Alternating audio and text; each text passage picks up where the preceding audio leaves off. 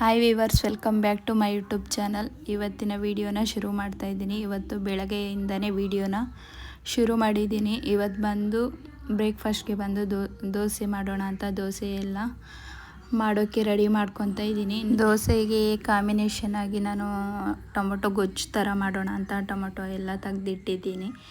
ಇವತ್ತಿನ ವಿಡಿಯೋ ಸ್ವಲ್ಪನಾದರೂ ಇಷ್ಟ ಆದರೆ ಪ್ಲೀಸ್ ಒಂದು ಲೈಕ್ ಮಾಡಿ. ಇನ್ನು ನನ್ನ ವಿಡಿಯೋನ ಯಾರೆಲ್ಲ ಸಬ್ಸ್ಕ್ರೈಬ್ ಮಾಡದೆ ವಿಡಿಯೋ ನೋಡ್ತಾ ಇದ್ದೀರಾ, ಸಬ್ಸ್ಕ್ರೈಬ್ ಮಾಡ್ಕೊಂಡು ವಿಡಿಯೋ ನೋಡಿ. ನಾನು ಯಾವುದೇ ವಿಡಿಯೋ ಹಾಕಿದ್ರೂ ಫಸ್ಟ್ ನಿಮಗೆ ಬರುತ್ತೆ.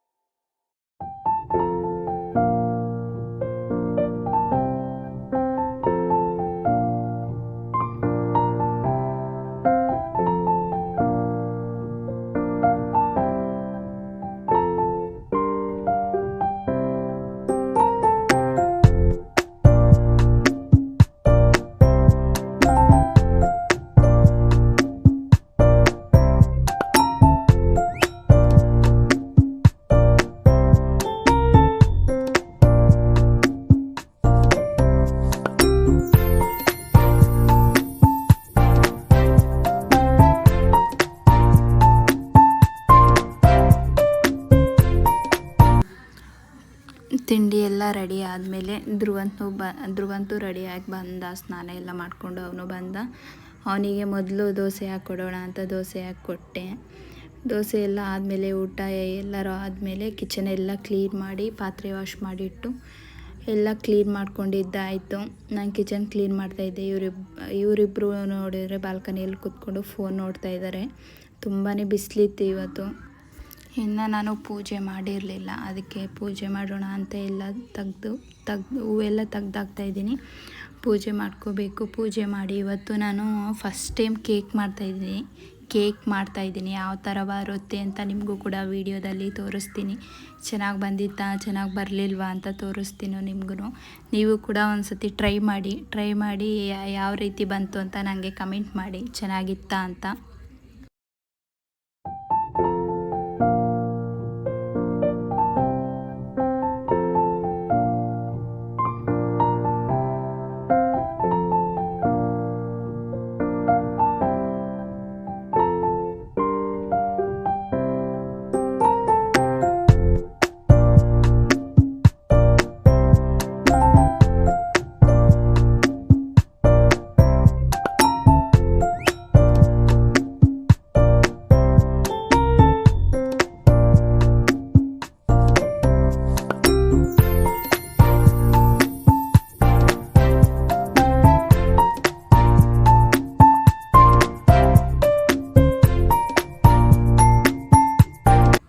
ನಾನಿವತ್ತು ಬನಾನಾ ಕೇಕ್ ಮಾಡ್ತಾಯಿದ್ದೀನಿ. 2 ಹಾಕಿದ್ದೀನಿ ಬನಾನಾ, ಮತ್ತು ನಂಗೆ ಮೈದಾ ಹಿಟ್ಟು ಹಾಕ್ತಾಯಿಲ್ಲ, ಗೋಧಿ ಹಿಟ್ಟು ಹಾಕಿ ಇವತ್ತು ಕೇಕ್ ಮಾಡ್ತಾಯಿದ್ದೀನಿ. ಇದು ಬಾಳೆಹಣ್ಣೆಲ್ಲ ಚೆನ್ನಾಗಿ ಸ್ಮ್ಯಾಶ್ ಮಾಡ್ಕೋಬೇಕು. ಸ್ಮ್ಯಾಶ್ ಮಾಡ್ಕೊಂಡಾದಮೇಲೆ ಚೆನ್ನಾಗಿ ಮಾಡಬೇಕು. ಅದು ಈ ಥರ ಆಗಬೇಕು. ಮಾಡಿದಾದಮೇಲೆ 1 ಕಪ್ಪಷ್ಟು ಮೊಸರು ಹಾಕಬೇಕು. ಮೊಸರು ಹಾಕಿ ಚೆನ್ನಾಗಿ ಅದೆಲ್ಲ ಮಿಕ್ಸ್ ಮಾಡ್ಕೋಬೇಕು. ಚೆನ್ನಾಗಿ ಮಿಕ್ಸ್ ಮಾಡಬೇಕು. ಒಂಚೂರು ಗಂಟು ಆ ಥರ ಏನೂ ಇರಬಾರ್ದು. ಚೆನ್ನಾಗಿ ಮಿಕ್ಸ್ ಮಾಡ್ಕೋಬೇಕು. ನಾನು ಫಸ್ಟ್ ಟೈಮ್ ಮಾಡ್ತಾ ಇರೋದು, ಯಾವ ರೀತಿ ಬರುತ್ತೆ ಅಂತ ನಿಮಗೂ ವಿಡಿಯೋದಲ್ಲಿ ತೋರಿಸೋಣ ಅಂತ ತೋರಿಸ್ತಾ ಇದ್ದೀನಿ. ನೀವು ಕೂಡ ಟ್ರೈ ಮಾಡಿ. ಫಸ್ಟ್ ಟೈಮ್ ಮಾಡ್ತಾಯಿದ್ರೆ ನೀವು ಕೂಡ ಟ್ರೈ ಮಾಡ್ಬೋದು. ತುಂಬ ಚೆನ್ನಾಗಿ ಬಂದಿತ್ತು. ಎಲ್ಲ ಮಿಕ್ಸ್ ಮಾಡ್ಕೋಬೇಕು. ಮೊಸರು ಬಾಳೆಹಣ್ಣು ಎಲ್ಲ ಮಿಕ್ಸ್ ಆದಮೇಲೆ ಗಂಟಿರಬಾರ್ದು. ಗಂಟು ಥರ ಇದ್ದರೆ ಚೆನ್ನಾಗಿ ಬರೋದಿಲ್ಲ. ಅದಕ್ಕೆ ಚೆನ್ನಾಗಿ ಮಿಕ್ಸ್ ಮಾಡ್ಕೋಬೇಕು. ನಾನು ತೋರಿಸ್ತಾ ಇದ್ದೀನಲ್ಲ ಆ ರೀತಿ ಚೆನ್ನಾಗಿ ಮಿಕ್ಸ್ ಮಾಡ್ಕೊಳ್ಳಿ. ಎಷ್ಟು ಮೊಸರು ಹಾಕಿದ್ನಲ್ಲ ಅದೇ ಕಪ್ಪಲ್ಲಿ ನಾನು 1 ಕಪ್ಪು ಶುಗರ್ ಹಾಕ್ತಾಯಿದ್ದೀನಿ. ಅದು ಶುಗರೆಲ್ಲ ಚೆನ್ನಾಗಿ ಮಿಕ್ಸ್ ಮಾಡಿ, ಇದು ಶುಗರೆಲ್ಲ ಫುಲ್ ಕರಗಬೇಕು. ಚೆನ್ನಾಗಿ ಕರಗಾದ್ಮೇಲೆ ನಾನು ತೋರಿಸ್ತಾ ಇದ್ದೀನಲ್ಲ ಆ ರೀತಿ ಆಗಬೇಕು.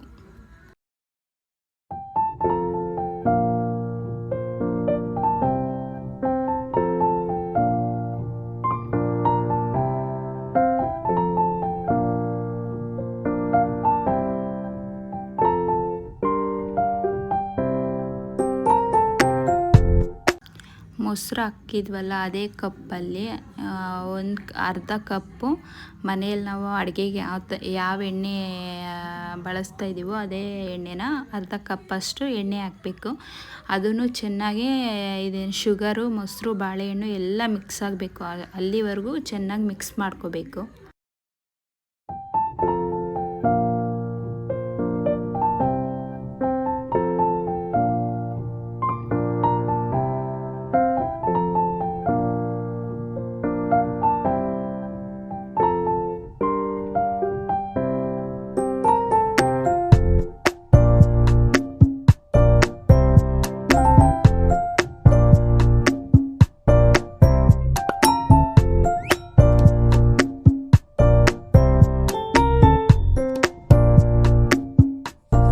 ಚೆನ್ನಾಗಿ ಮಿಕ್ಸ್ ಆದಮೇಲೆ ಇದು ಕೋಕೋ ಪೌಡರ್ ಇರುತ್ತಲ್ಲ ಅದನ್ನು 1 ಸ್ಪೂನ್ ಹಾಕ್ಕೋಬೇಕು. ನಾನು 1.5 ಸ್ಪೂನ್ ಹಾಕಿದ್ದೀನಿ.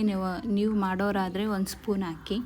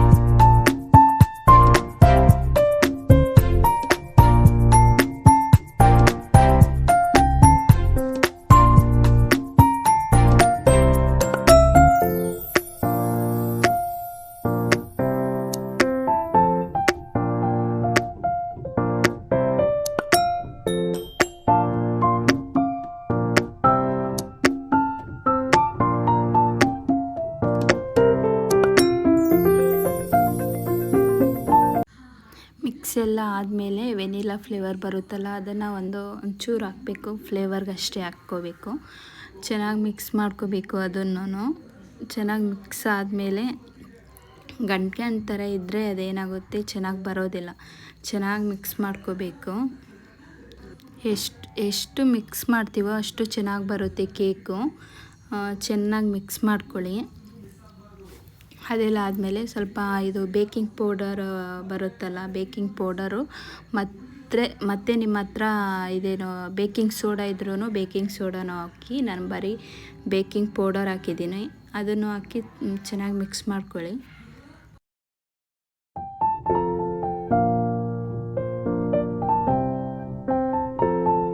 ಚೆನ್ನಾಗಿ ಮಿಕ್ಸ್ ಆದಮೇಲೆ ನಾನು ಗೋಧಿ ಹಿಟ್ಟು ಹಾಕ್ತಾಯಿದ್ದೀನಿ. ನೀವು ಬೇಕಿದ್ದರೆ ಮೈದಾ ಹಿಟ್ಟು ಹಾಕಬೇಕು. ನಾನು ಇದು ಮೊಸರು ತಗೊಂಡಿದ್ನಲ್ಲ, ಅದೇ ಕಪ್ಪಲ್ಲಿ 1 ಕಪ್ಪು ಗೋಧಿ ಹಿಟ್ಟು ಹಾಕಿದ್ದೀನಿ. ನೀವು 1.5 ಕಪ್ಪಷ್ಟು ಗೋಧಿ ಹಿಟ್ಟು ಹಾಕ್ಕೊಳ್ಳಿ. ನಾನು ಮತ್ತೀಗ ಇನ್ನೂ ಅರ್ಧ ಕಪ್ಪು ಗೋಧಿ ಹಿಟ್ಟು ಹಾಕಿದ್ದೀನಿ. ಅದನ್ನು ತೋರಿಸಿಲ್ಲ, ಅದಕ್ಕೆ ನೀವು 1.5 ಕಪ್ಪಷ್ಟು ಹಾಕ್ಕೊಳ್ಳಿ. ಏನೇ ಇದ್ದರೂ ಡ್ರೈ ಫ್ರೂಟ್ಸ್, ಯಾವ ಡ್ರೈ ಫ್ರೂಟ್ಸ್ ಇದ್ದರೂ ಹಾಕ್ಕೋಬೋದು. ನಾನಿಲ್ಲಿ ಇವು ಹಾಕ್ತಾಯಿದ್ದೀನಿ, ಚೆನ್ನಾಗಿರುತ್ತೆ ಅಂತ, ಮಕ್ಳಿಗೆ ಇವು ಇಷ್ಟ ಆಗುತ್ತೆ ಅಂತ ಇವು ಹಾಕ್ತಾಯಿದ್ದೀನಿ. ನಿಮ್ಮ ಹತ್ರ ಯಾವುದಿರುತ್ತೋ ಅದನ್ನು ನೀವು ಹಾಕ್ಕೊಂಡು ಚೆನ್ನಾಗಿ ಮಿಕ್ಸ್ ಮಾಡ್ಕೊಳ್ಳಿ.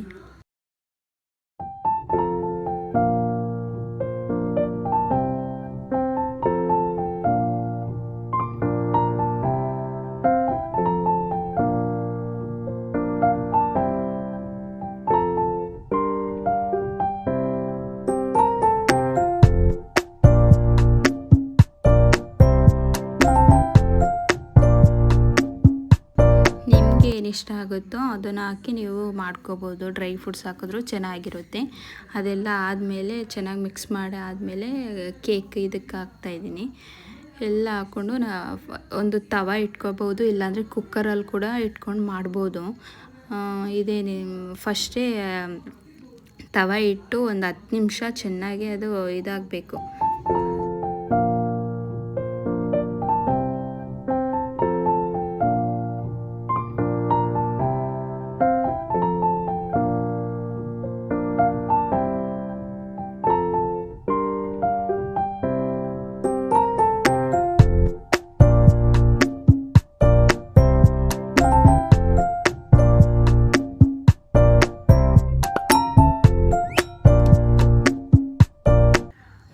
ನಿಮಿಷ ಸ್ಲಿಮ್ಮಲ್ಲಿಟ್ಟು ಚೆನ್ನಾಗಿ ಇದನ್ನು ಕುಕ್ ಮಾಡ್ಕೋಬೇಕು.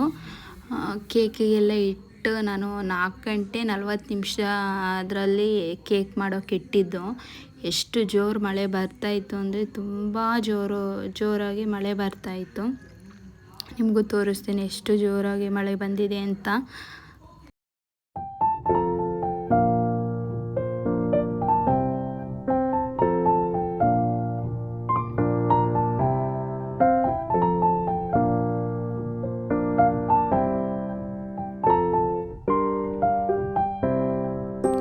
ಕೇಕ್ ಮಾಡೋಕ್ಕೂ ಇಟ್ಟಿದ್ದಾಯಿತು. ನಾನು ಆಚೆ ಬಂದರೆ ಇಷ್ಟು ಜೋರು ಗಾಳಿ ಮಳೆ ಎಲ್ಲ ಜೋರಾಗಿ ಬರ್ತಾಯಿತ್ತು. ಇಷ್ಟು ಮಳೆ ಬಂದರೆ ಕರೆಂಟ್ ಇರುತ್ತಾ? 5 ಗಂಟೆಗೆ ಕರೆಂಟ್ ಹೋಗಿದ್ದು. ರಾತ್ರಿ 9 ಗಂಟೆಗೆ ಕರೆಂಟ್ ಬಂದಿತ್ತು. ನಾನು ಅದಕ್ಕೆ ಮತ್ತೆ ವೀಡಿಯೋನೂ ಮಾಡಲಿಲ್ಲ. 9 ಗಂಟೆಯಲ್ಲಿ ಕೇಕ್ ತೆಗೆದು ವೀಡಿಯೋದಲ್ಲಿ ತೋರಿಸಿದ್ದ ಅಷ್ಟೇ. ಮತ್ತು ವೀಡಿಯೋನೇ ಮಾಡೋಕ್ಕೆ ಹೋಗಲಿಲ್ಲ ನಾನು. ಅಷ್ಟು ಜೋರು ಮಳೆ ಬಂದಿತ್ತು. ತುಂಬ ಗಾಳಿ, ಎಷ್ಟು ಜೋರು ಗಾಳಿ ಅಂದರೆ ತುಂಬ ಗಾಳಿ ಬರ್ತಾಯಿತ್ತು ಇವತ್ತು.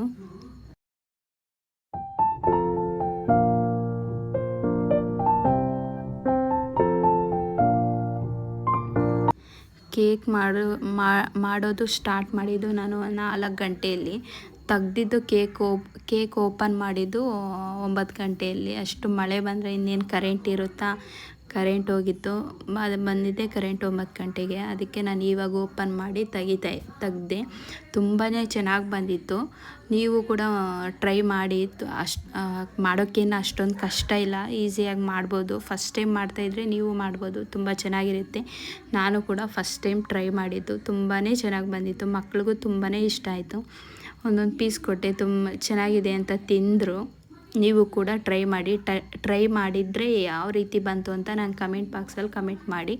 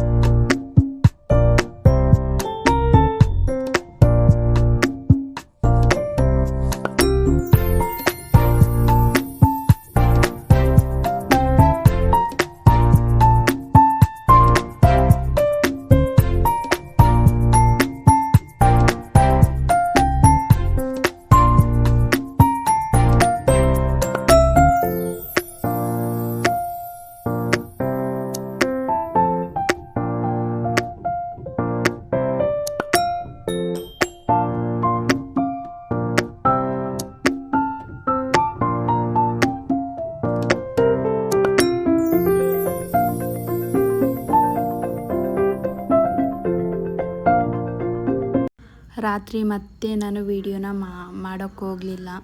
ಮತ್ತು ಬೆಳಿಗ್ಗೆ ಬಂದು ವೀಡಿಯೋ ಶುರು ಮಾಡಿದ್ದು ನಾನು ಮಾಡೋಕ್ಕೆ ಗುರುವಾರ ಮುಗಿಸಿದ್ದು ವೀಡಿಯೋ ಮಾಡಿ. ಬೆಳಗ್ಗೆನೇ ಬಂದು ಪೂಜೆ ಎಲ್ಲ ಮಾಡಿ ಮಧ್ಯಾಹ್ನ ಬಂದು ಅಡುಗೆ ಮಾಡ್ತಾಯಿದ್ದೀನಿ. ಸಾರು ಬಂದು ನುಗ್ಗೆಕಾಯಿ ಸಾಂಬಾರು ಮಾಡ್ತಾಯಿದ್ದೆ.